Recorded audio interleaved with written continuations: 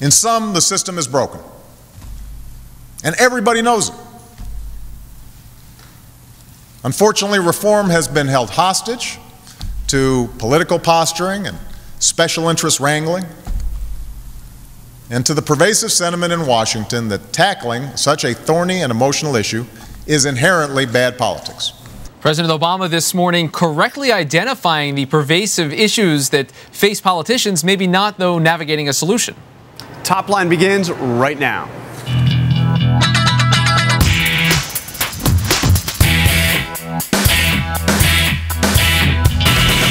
Hello and welcome to ABC News Washington Post Top Line. I'm Rick Klein. And I'm Jonathan Karl. Every day at noon Eastern, we're right here bringing you the latest political news and analysis. It's twitter.com/The Note for even more. And throughout the day, John, you're up on Capitol Hill where they're remembering Senator Byrd today. Kick us off.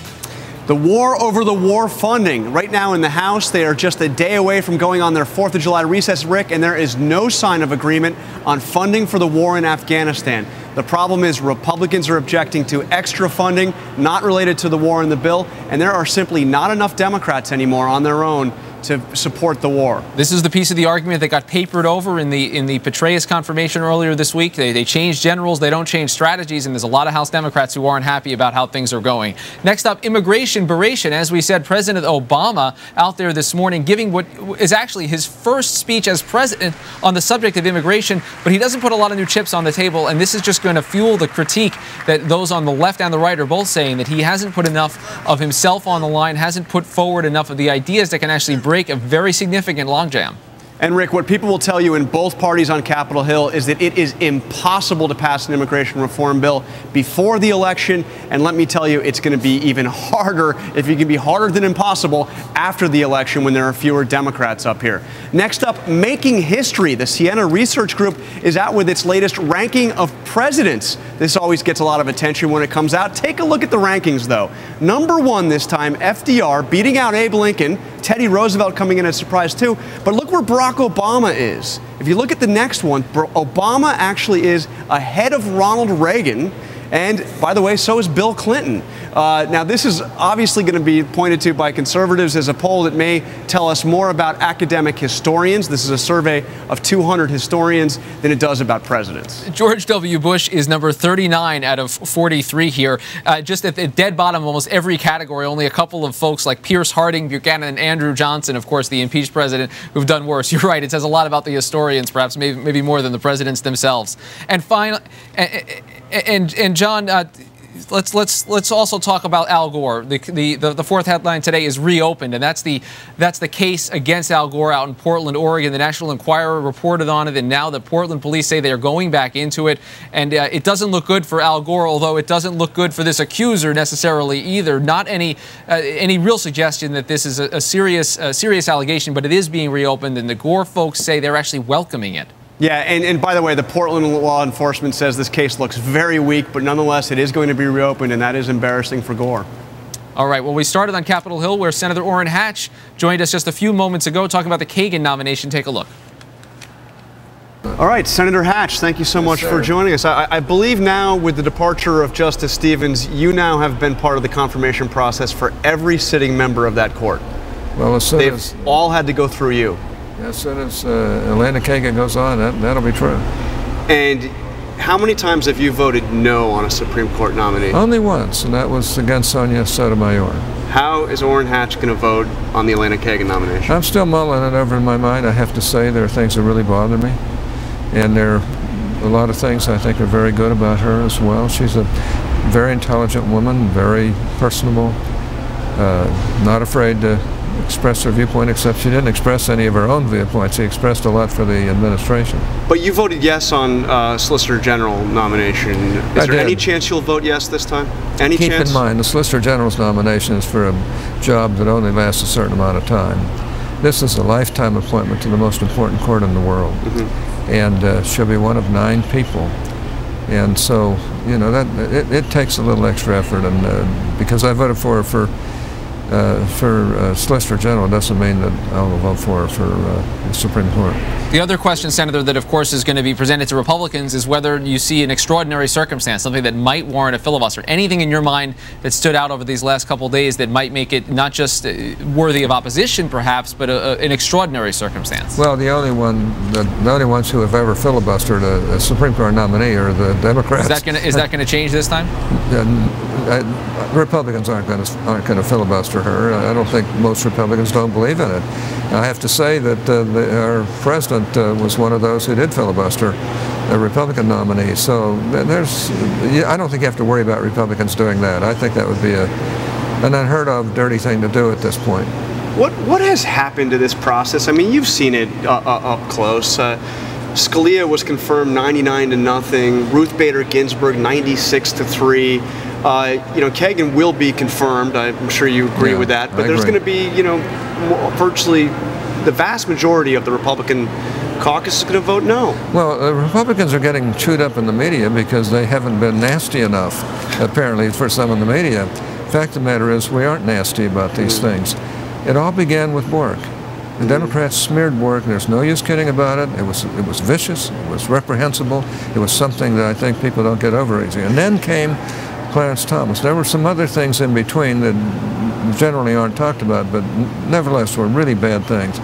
And then Thomas came up, and everybody knew Thomas was an honest, decent man. They all knew that he was intelligent, and they painted him like he just couldn't handle the job. And they're still doing that, even though he's writing probably the best opinions on the court. Senator, I want to turn your attention to the immigration debate. President Obama today giving a speech where he's again calling on Congress to pass comprehensive immigration reform.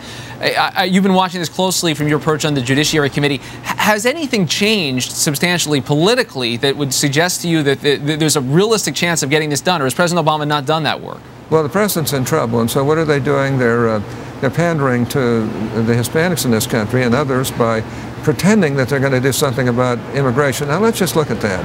They have 59 Democrats in the Senate. They had 60 at one time. They have an overwhelming number in the House, and they haven't done a doggone thing for immigrants or to solve the immigration problems.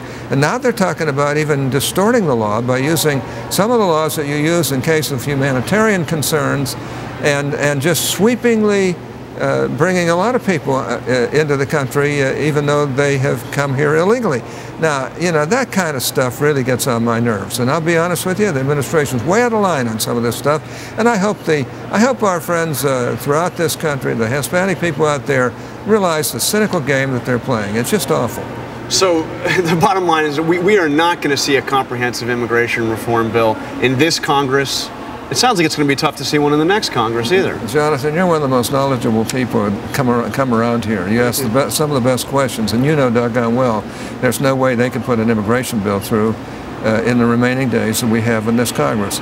Now, they could have if they'd have wanted to, with 60 votes, with 59 votes in the Senate, overwhelming majority in the House. They didn't do that. I kind of think they like the current situation where they can play politics with it, and the people who are being hurt by it, both in the country and out of the country, think of the hundreds of thousands standing in line to come into this country and then playing by the rules. Now, how do you solve that problem? It's going to take both parties. It's going to have to get out of the realm of politics. It's going to take a president that isn't trying to play politics with it. And frankly, this administration's not the one.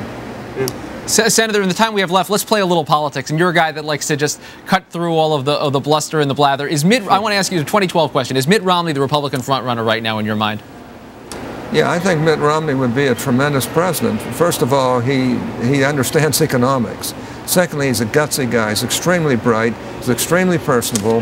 He's one of the people who could bring this country out of this economic morass that we're in. So he'd be great. There are some others that'd be great too. I mean, you've got to look at some of the other top Republicans who also have some degree of ability in economics. You take Mitch Daniels in Indiana. That state has had all kinds of difficulties, and he brought it through beautifully under budget and doing things that other governors throughout the country were not able to do. I mean, you could go on and on. We got a pretty good stable, but it's pretty tough for anybody to be as good as Mitt Romney. And the guy is a terrific human being. I know him very, very well. It isn't just a matter of friendship. He just has what it takes to bring this country through this tremendously bad fiscal morass we're in right now. And then one last question about the Republican nominee out in your state, Mike Lee for Senate.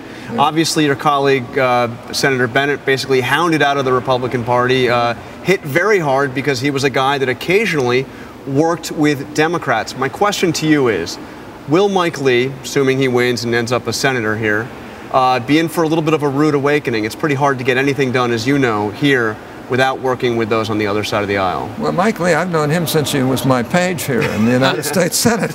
He's an extremely bright guy, very, very good person, like his father. Rex Lee was one of the all-time great Solicitors General of the United States. Mike's a very bright guy. His brother, I recommended to the Supreme Court in Utah and is now on the Supreme Court. Terrific mind, very good people. I think when he gets here, he'll realize that there are things you can do and things you can't do, and he'll have to learn just like I did, just like everybody else. But he's going to have a lot of help from me because I care a great deal for him. And I feel badly about Senator Bennett. It wasn't a good thing as far as I'm concerned. But fortunately, the two who ran off, Tim Bridgewater and Mike Lee, are both excellent people, just excellent, excellent people. All right. Well, Senator Hatch, thank you so much for joining us here on Top Line. Appreciate it. Nice to be with you. Sir.